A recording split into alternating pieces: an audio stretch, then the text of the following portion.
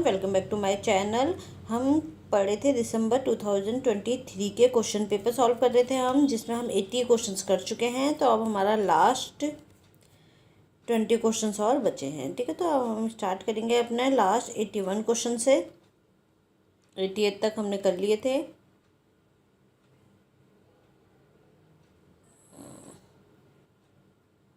ठीक है, तो 81 क्वेश्चन में आपका क्या है।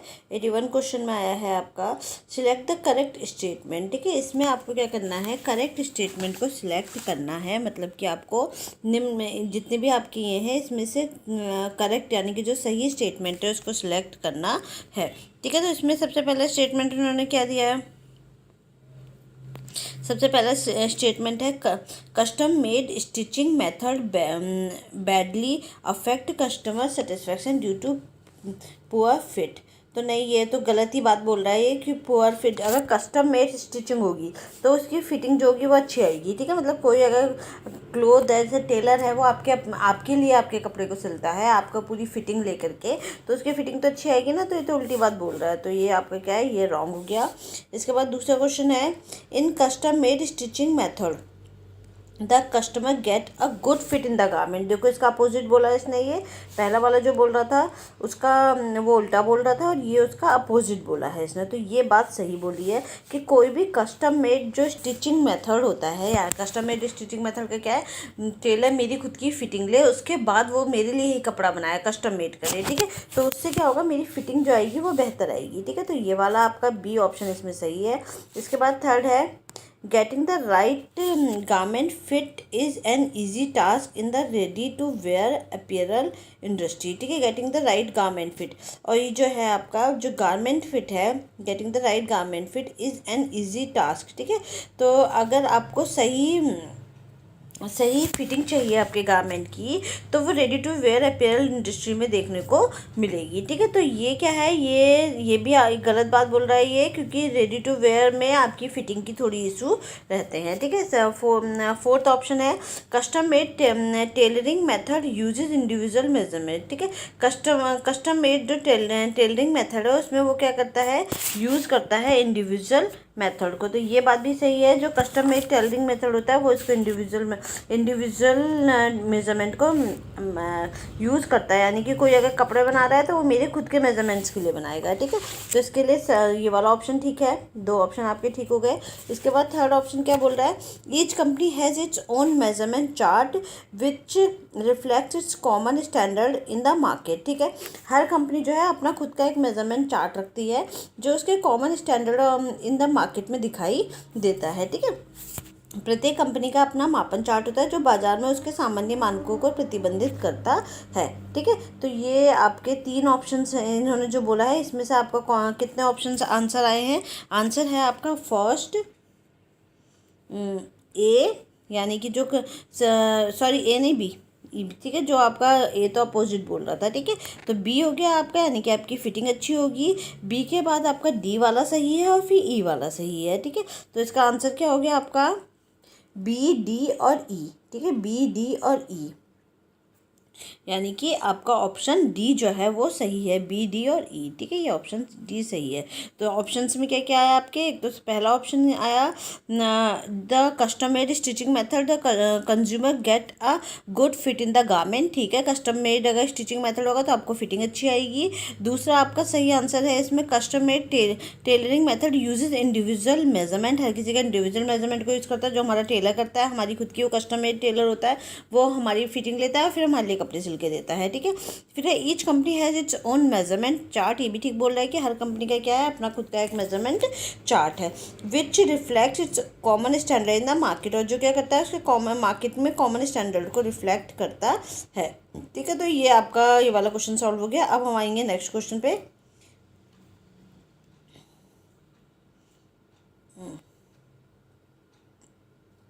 82 क्वेश्चन पे, तो हम बहुत ऊपर आ गए हैं। ठीक है, तो ये वाला क्वेश्चन हमारा सॉल्व हो गया। अब हम नेक्स्ट क्वेश्चन पे आएंगे। अब वही है असर्शन और रीज़न वाला क्वेश्चन है ये। असर्शन और रीज़न में हमारा क्या है, इसका एक असर्शन गायब है शायद।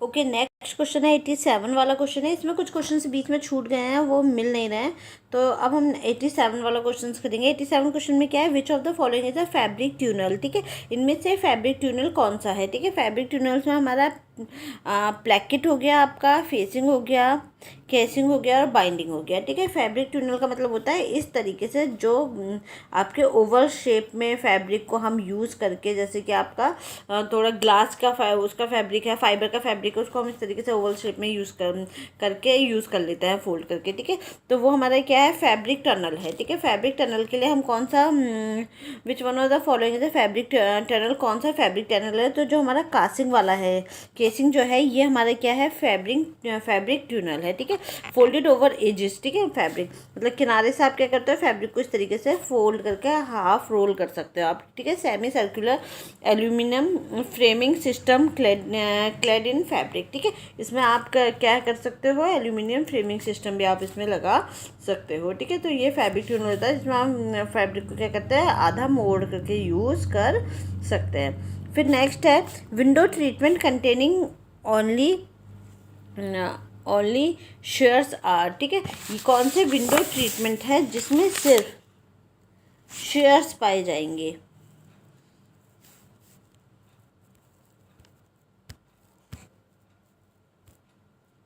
ठीक है, तो इसका आंसर आपका क्या है, इसमें आपके पास दो ऑप्शंस हैं, एक तो आपका ग्लास कर्टेन है इसका आंसर। ठीक है, और दूसरा आंसर है आपका शैश कर्टेन। ठीक है, दूसरा है आपका इसमें शैश कर्टेन।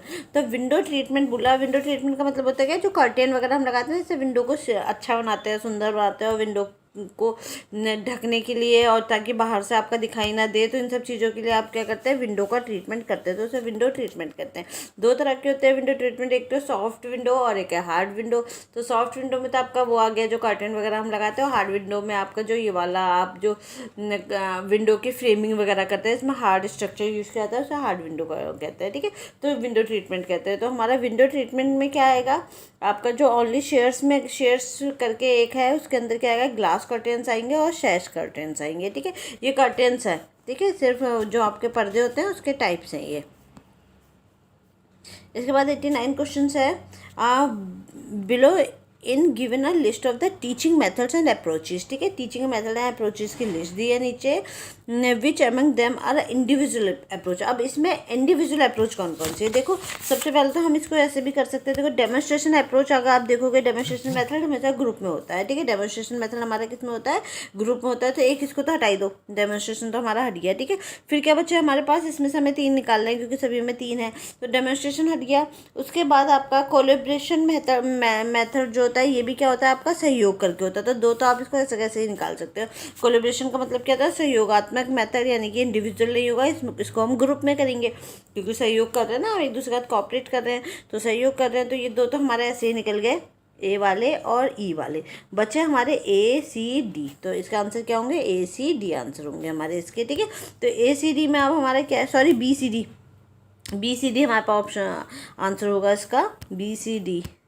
तो बी सी डी में आपका आंसर क्या क्या आएगा, बी सी डी में क्या क्या आंसर है आपका, इसमें modular approach based learning, programme learning method और पर्सनलाइज्ड टीचिंग। ठीक है, अब इसमें अगर हम देखें तो modular approach based learning method क्या है आपका, a flexible learning approach that provides learning opportunity that can be adopted in individual learning style. ठीक है, एक इस तरीके का अपॉर्चुनिटी देते हैं कि कोई भी इंडिविजुअल लर्निंग स्टाइल जो है कैन बी अडॉप्टेड, आप कोई भी व्यक्ति इसमें इंडिविजुअल लर्निंग स्टाइल को अडॉप्ट कर सकता है। Student is in the centre of modular education. ठीक है, जो स्टूडेंट है वो हमारा मॉड्यूलर एजुकेशन का सेंटर होता है। पूरी एजुकेशन का मेन सेंटर कौन है, स्टूडेंट है। ठीक है, इंडिविजुअलाइज्ड मेथड, हर एक स्टूडेंट को हम सेंटर में मानते हैं। Student is a centre of classroom, workshop and laboratory method. ठीक है, मॉड्यूलर की बात हो रही है ये, तो स्टूडेंट जो है वो हमारा सेंटर का, क्लासरूम का, वर्कशॉप का, इन सब का एक सेंटर है। ठीक है, फिर दूसरा इसमें प्रोग्राम लर्निंग मेथड दिया है। प्रोग्राम लर्निंग मेथड हमारा क्या है, प्रोग्राम लर्निंग मेथड है program learning education technique characterized by self paced self administered instructions presented in logical sequence. ठीक है, ये क्या कह रहा है, जो आपका प्रोग्राम लर्निंग मेथड है ये आपकी क्या है, एक तो ये सेल्फ लर्निंग मेथड है, ठीक है। आपका प्रोग्राम लर्निंग मेथड जो है एजुकेशनल टेक्निक है। कैरेक्टराइज्ड हम इसको किसके रूप में कर सकते हैं, self based self administered instructions, अपनी खुद को मैं इंस्ट्रक्शन दूँ, ठीक है। Is instruction present in logical sequence, और इंस्ट्रक्शन किस में प्रेजेंट है, लॉजिकल सीक्वेंसेस में प्रेजेंट है। And with much repetition of concept, ठीक है, और बहुत सारे कॉन्सेप्ट को रिपीट करने में ये वाला हमारा प्रोग्राम लर्निंग मेथड आता है। ये हमारा बीएफ स्किनर की जो वो थी ना, बीएफ स्किनर का मॉडल जो था, ठीक है, वो आपका बीएफ स्किनर वाले मॉडल में ये प्रोग्राम लर्निंग है। हमने उसमें पढ़ा है एचडी में बीएफ स्किनर की थ्योरी, ठीक है, उसी में ये वाला मेथड है आपका, ठीक है। फिर है कोलैबोरेटिव मेथड, ये तो इसका आंसर है ही नहीं। पर्सनलाइज्ड मेथड है। पर्सनलाइज्ड मेथड का मतलब क्या होता है, जो किसी पर्टिकुलर व्यक्ति के लिए बनाया गया है, पर्सनलाइज्ड मेथड, ठीक है। पर्सनलाइज्ड टीचिंग मेथड मतलब मैंने क्लास ट्यूटर रखा है घर पे आके, जो मुझे पढ़ा रहा है सिर्फ मेरे हिसाब से, ठीक है, तो वो क्या है, वो पर्सनलाइज्ड मेथड है। तो आपका इसका अगर इंडिविजुअल में हम देखें तो मॉड्यूलर अप्रोच मेथड आएगा, प्रोग्राम लर्निंग मेथड आएगा और पर्सनलाइज्ड मेथड आएगा, ठीक है। इसके बाद नेक्स्ट क्वेश्चन है आपका 90th क्वेश्चन है। अब ये आपके इसमें क्वेश्चन है कुछ टेस्ट के, ठीक है। टेस्ट में क्या है आपका, ये आपका रिसर्च बेस्ड क्वेश्चन है। तो वैसे तो ज़्यादा टफ क्वेश्चन नहीं है ये वाला, आसान सा ही है, पर रिसर्च थोड़ा अपने आप में ही टफ होती है। तो इसमें क्या है, जेड टेस्ट है। जेड टेस्ट में आपका क्या है, यूज़ फॉर आपका जो जेड टेस्ट है, जेड टेस्ट हम किस में यूज़ करते हैं, कई तरह के टेस्ट होते हैं ना, पैरामीट्रिक और नॉन पैरामीट्रिक टेस्ट, तो उसी में है ये पहला जेड टेस्ट है। तो जेड टेस्ट को अगर हम मैच ऑफ द फॉलोइंग में मिलाएंगे तो जेड टेस्ट का जो आपका आंसर आएगा वो है थर्ड वाला ऑप्शन, यानी कि ये वाला, ठीक है। तो ये आपका जेड टेस्ट है। used for judging the significance of several statistical measure particularly means, ठीक है, अनेक सांख्यिकीय मापन विशेषकर माध्य की सार्थकता के निर्णय करने में प्रयोग किया जाता है। कौन, हमारा जेड टेस्ट, ठीक है। जेड टेस्ट को हम कहाँ यूज़ करते हैं, जज करने में कि हमारा जो स्टैटिस्टिकल मीन है वो कैसा है, ठीक है। तो इसको जज करने के लिए हम क्या करते हैं, जेड टेस्ट को यूज़ करते हैं। फिर टी टेस्ट है। टी टेस्ट हम जनरली क्या करते हैं, कंपैरिजन में, use for judging the significance of difference between mean of two samples, जो आपके दो सैम्पल्स के जो मीन है उनके बीच में आप क्या निकालोगे, अंतर निकालोगे, ठीक है। टी टेस्ट में हम क्या करते हैं, use for judging the significance, आपको क्या करना है, significance of difference between means of two samples, ठीक है। दो सैम्पल्स के मीन्स में हम क्या निकालते हैं, डिफरेंसेस निकालते हैं। फिर इसके बाद है एक्स स्क्वायर, ठीक है। एक्स स्क्वायर टेस्ट में क्या है आपका, एक्स स्क्वायर टेस्ट में आएगा आपका, ये काई स्क्वायर है, एक्स स्क्वायर नहीं काई स्क्वायर, ठीक है, सॉरी मैंने गलत बोल दिया, काई स्क्वायर टेस्ट है ये, ठीक है। काई स्क्वायर टेस्ट में आपका क्या आता है, काई स्क्वायर टेस्ट को हम कहाँ यूज़ करते हैं, used for comparing a sample variable to a theoretical population variance, ठीक है। प्रतिदर्श भिन्नता से सैद्धांतिक जनसंख्या भिन्नता की तुलना करने के लिए प्रयोग किया जाता है। इसको हम क्या तुलना करने के लिए कर रहे हैं, हम जो भी हमारे पॉपुलेशन के वेरिएंसेस आ रहे हैं, सैम्पल वेरिएंस और पॉपुलेशन का जो वेरिएंस आ रहा है उसको कंपेयर करने के लिए हम यूज़ कर रहे हैं हमारा काई स्क्वायर टेस्ट, ठीक है। फिर एफ टेस्ट है। एफ टेस्ट हम कहाँ यूज़ करते हैं, use for comparing variance of two independent sample, दो इंडिपेंडेंट सैम्पल के बीच का जो वेरियंस है उसको कंपेयर करने के लिए हम क्या यूज़ करेंगे, एफ टेस्ट यूज़ करेंगे, ठीक है।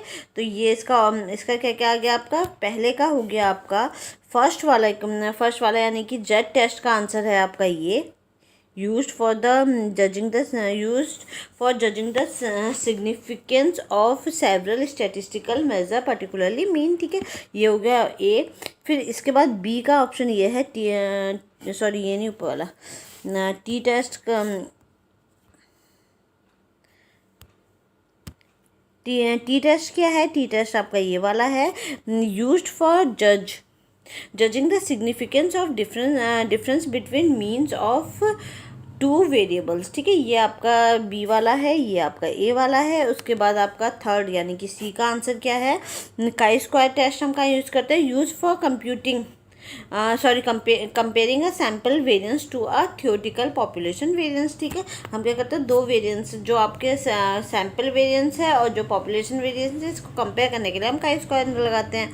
उसके बाद टी टेस्ट है। टी टेस्ट हमारा क्या है, टी टेस्ट आपका है used for comparing variance of two independent sample. ठीक है, टू इंडिपेंडेंट सैंपल का कंपेयरिंग वेरिएंस में यूज़ करने के लिए हम इसको लगाते हैं। तो ये आंसर हो गया है इसका। अब इसके बाद इन्होंने हमें पैराग्राफ दिया है नेक्स्ट क्वेश्चन में, तो ये पूरा पैराग्राफ आपको पढ़ना है, उस पैराग्राफ में से आपको क्वेश्चन निकालने हैं। ठीक है, तो जो पूरा पैराग्राफ पढ़ करके आपको क्वेश्चन निकालने हैं। तो पहला क्वेश्चन इन्होंने क्या दिया है हमें, पहला क्वेश्चन इन्होंने पूछा है the among world's most polluting sector fashion is rank. ठीक है, रैंक्ड। तो इन्होंने क्या पूछा है, जो हमारा वर्ल्ड का जो सबसे पॉलिटेड सेक्टर है, ठीक है, जो among world's most polluted sector fashion is ranked. ठीक है, पॉल्यूटिंग सेक्टर जिसमें सबसे ज़्यादा पॉल्यूशन फैला जा रहा है, तो फैशन को हमने कौन सा रैंक दिया है पॉल्यूशन फैलाने में। ठीक है, पॉल्यूशन करने में, तो कौन सा रैंक दिया है हमने उसमें, फैशन को हमने दिया है, फैशन को यहाँ अगर हम देखेंगे इसका आंसर क्या दिया गया है, इसका आंसर दिया है यहाँ पे। ठीक है, देखो अगर आप ये लाइन पढ़ोगे तो इसमें लिखा हुआ है fashion evidence as the world second most polluted sector. ठीक है, पॉल्यूटिंग सेक्टर, तो वर्ल्ड सेकंड का जो मोस्ट पॉल्यूटिंग सेक्टर है वो क्या है, आपका फैशन है। तो पहले क्वेश्चन का आंसर आपका यहाँ मिल गया। ठीक है, कि पहला क्वेश्चन क्या था आपका, पहला क्वेश्चन ये पूछ रहा है कि आपका जो वर्ल्ड का मोस्ट पॉल्यूटिंग सेक्टर्स है, तो उसका आंसर आपको कहाँ देखने को मिला है, ये सामने सामने दिया हुआ है कि सेकंड लार्जेस्ट पॉल्यूटिंग सेक्टर्स आपका कौन है, आपका फैशन है। ठीक है, तो ये लाइन आपको यहाँ पे देखने को मिल रही है। ठीक है, इसके बाद नेक्स्ट क्वेश्चन देखते हैं, नेक्स्ट क्वेश्चन क्या बोल रहा है। नेक्स्ट क्वेश्चन इसने पूछा, out of 100 billion tons of garments manufacture annually, how many tons find their way into landfills. ठीक है, प्रतिवर्ष निर्मित 100 बिलियन टन गारमेंट्स में से कितने टन को जमीन में गाड़ दिया जाता है। ठीक है, तो अब इसका आंसर हम ढूंढेंगे। इसका सिंपल सा आंसर है, बिल्कुल सामने दिया हुआ है इसका आंसर।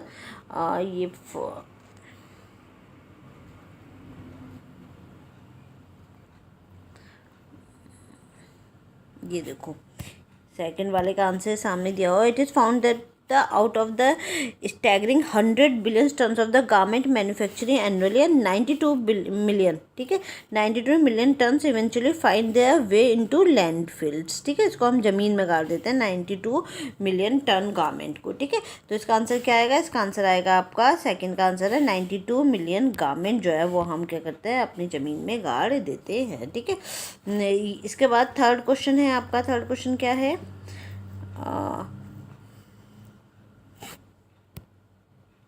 थर्ड क्वेश्चन है global emissions produced by the apparel industries are expected to surge by the year 2023। परिधान उद्योग द्वारा उत्पन्न वैश्विक उत्सर्जन से 2023 तक कितनी बढ़ोतरी होने की उम्मीद है। ठीक है, तो अब हमें ये जो क्वेश्चन पूछा है इसका आंसर हमें इसमें देखना है, global emission produce by the apparel industries are expected to the surge by the year 2023। तो देखो यहाँ सीधे सीधे सामने दिखाई दे रहा है 50% लिखा हुआ है आंसर। ठीक है, ये देखो ये है surge by, expected the surge by 50% of the year 2023। ठीक है, तो ग्लोबल इमिशन जो है प्रोड्यूस हो सकता है according to projection, the global emissions produced by the apparel industries are expected to surge by the 50% by the year 2030। ठीक है, 2030 तक क्या हो सकता है, 50% तक ये बढ़ सकता है। ठीक है, तो ये थर्ड का आंसर ही मिल गया। फोर्थ क्वेश्चन क्या है, अल्ट्रा फास्ट फैशन क्या है। ठीक है, फोर्थ क्वेश्चन ये पूछ रहा है अल्ट्रा फास्ट फैशन क्या है। ठीक है, तो अब हमें क्या देखना है, अल्ट्रा फास्ट फैशन। देखो अल्ट्रा फास्ट फैशन में सबसे पहली लाइन जो है वो इसमें अल्ट्रा फास्ट फैशन की है, the fast fashion industry has evolved into an even faster paced phenomena called ultra fast fashion, largely influenced by the interplay between micro trends and social media, ठीक है, interplay between micro trends and social media. देखते हैं इसके answer में इन्होंने क्या क्या दिया है। ये क्या है आपका, फास्टर प्लेस्ड फिनोमिना है, ठीक है, क्या है, फास्टर प्लेस्ड फिनोमिना है आपका, जो आपका अल्ट्रा फास्ट फैशन है। तो इसका आंसर क्या दिया हुआ है इन्होंने, फास्टर पेस्ड फिनोमिना, ठीक है, ये आपका आंसर हो गया। फिर लास्ट क्वेश्चन है आपका, in a quest of the sustainability experts are exploring noble eco friendly materials like, ठीक है, जो इको फ्रेंडली मटेरियल्स जो है ये संतोषनीयता की खोज में विशेषज्ञ किस प्रकार की नवीन पर्यावरण अनुकूल सामग्रियों का अन्वेषण कर रहे हैं। तो इसका आंसर देखने के लिए हम कहाँ जाएंगे, ऊपर जाएंगे अपने पैराग्राफ में। पैराग्राफ में अगर आप देखोगे तो यहाँ देखो लास्ट में यहाँ पे दिया हुआ है ये क्वेश्चन का आंसर, ये, ठीक है। तो ये क्या है, expert are exploring novel eco friendly materials like fungus, algae, shell waste and other concurrently, ठीक है। तो यहाँ पे ये आंसर आया होगा फंगस, एल्गी, क्या क्या दिया था उन्होंने, फंगस, एल्गी और शेल वेस्ट, ठीक है, shell waste, fungus, algae and shell waste, ठीक है। तो ये 3 आंसर इसके आ गए हैं। इन तीनों की खोज को वो अनुकूल सामग्री का अन्वेषण कर रहे हैं, ठीक है। तो इसमें ये इसका आंसर आ गया फंगस, एल्गी और शेल वेस्ट, ऊपर पैराग्राफ में दिया हुआ है ये, ठीक है, यहाँ पे, ठीक है। तो ये आंसर यहाँ पे दिया हुआ है। तो इस तरीके से हमें ये वाले क्वेश्चन सॉल्व करना है जिसमें एक पैराग्राफ हमें दिया है और हमें उस सिंपल पैराग्राफ में से क्या करना है, अपने क्वेश्चंस को निकाल के लेके आना है। तो पहला आप अच्छे से पैराग्राफ पढ़ना, उस पैराग्राफ को पढ़ने के बाद आपका जो क्वेश्चन है वो निकल के आ जाएगा, ठीक है। अब इसमें फिर नेक्स्ट एक पैराग्राफ और दिया है इन्होंने, इस पैराग्राफ को पूरा पढ़िएगा, ये वाला है, ये बायोकेमिकल्स और काइनेसियोलॉजी, ये पूरा पैराग्राफ पढ़ लेना। हम सिर्फ अभी यहाँ क्वेश्चन सॉल्व कर रहे हैं। तो इसका पहला वाला क्वेश्चन क्या बोल रहा है, ये the study of human movement including the interaction between the human and equipments covers, ठीक है। ये क्या पूछा है, the study of human movement, ठीक है, ह्यूमन मूवमेंट की जो स्टडी है जिसमें including the interaction between the human, जिसमें एंड इक्विपमेंट कवर्स, ठीक है, जिसमें ह्यूमन और इक्विपमेंट के बीच का इंटरेक्शन जो है वो कवर होता है, ठीक है। तो इसका आंसर क्या है, इसका आंसर आप देखो, मानव और उपकरण के बीच की अनुक्रिया सहित मानव गतिशीलता के अध्ययन में सम्मिलित है। तो क्या सम्मिलित है आपके मानव गतिशीलता के अध्ययन में। तो इसका जो आंसर है, इसका आंसर आप देखोगे यहाँ पे दिया हुआ है ये, ठीक है, बायोकेमिकल ऑफ काइनेसियोलॉजी जो है वो हमारा study of human movement including the interaction between the human and equipment, ठीक है। तो ये आपका बायोमैकेनिकल और काइनेसियोलॉजी इसका आंसर है, ठीक है। बोथ काइनेस्टिक एंड काइनेमेट्रिक्स, ठीक है, बोथ काइनेस्टिक एंड काइनेमेट्रिक्स।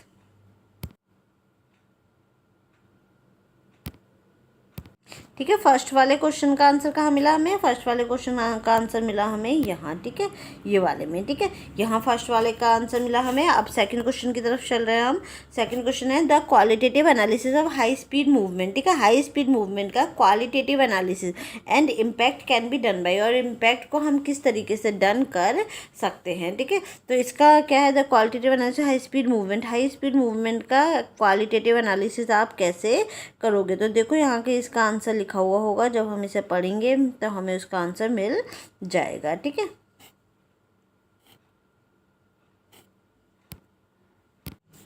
ठीक है, तो कौन सा वाला क्वेश्चन चल रहा था हमारा, तो फोटोन जो है वो हमारा किस लेवल तक ऑपरेट हो जाता है, थर्ड क्वेश्चन है। अब पता नहीं मुझे पॉज हो गया था वीडियो।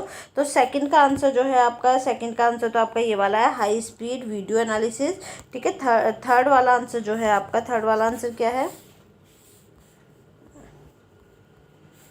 ठीक है, थर्ड वाला है आपका photons can operates up to 1000 hazards, ठीक है। तो ये दिया हुआ है यहाँ पे आंसर इसका, 1000 हजार्ड्स तक हम क्या कर सकते हैं, फोटोन्स को ऑपरेट कर सकते हैं, ठीक है। यहाँ पे आंसर दिया हुआ है थर्ड वाले का। फिर फोर्थ क्वेश्चन है आपका, to determine weight transfer in dynamic activities one should use, ठीक है। आपको वेट ट्रांसफ़र की जो डायनामिक एक्टिविटी है उसमें अगर आपको वेट ट्रांसफ़र करना है तो उसमें आपको क्या यूज़ करना चाहिए, ठीक है। तो उसमें क्या यूज़ होगा, ठीक है, तो इसका जो आंसर है वो है आपका फोर्स प्लेट एनालिसिस। ठीक है, ये आपको यहाँ देखने को मिल जाएगा, इधर ऊपर की तरफ देखना, यहाँ पे है फोर्स प्लेट एनालिसिस। ठीक है, ये वाली लाइन पढ़ना, इसमें आपको मिल जाएगा इसका आंसर। ठीक है, फोर्स प्लेट एनालिसिस का ये वाला, ठीक है, ये वाला पोर्शन पढ़ना है। ये देखो ये दे रखा है फोर्स प्लेट एनालिसिस। ठीक है, तो यहाँ आपको इसका आंसर मिल जाएगा। फिर लास्ट क्वेश्चन है आपका, biochemical testing can be done in. ठीक है, बायोकेमिकल टेस्टिंग हम किस में कर सकते हैं, तो बोथ लैब एंड फील्ड। ठीक है, किस में कर सकते हो आप, लैब और फील्ड दोनों में कर सकते हो। तो उसको पैराग्राफ में पढ़ना है, ये आपको कहीं ना कहीं इसका आंसर मिल जाएगा कि आपकी जो बायोकेमिकल है वो आप लैब और फील्ड दोनों में कर सकते हो। चलो थैंक यू एवरीवन, आज का पेपर हमारा ख़त्म हो गया। 2023 का है ये, दिसंबर का। इसी तरीके से कल से हम शुरू करेंगे जून वाला 2023 का पेपर। ठीक है, चलो thank you everyone, have a nice day.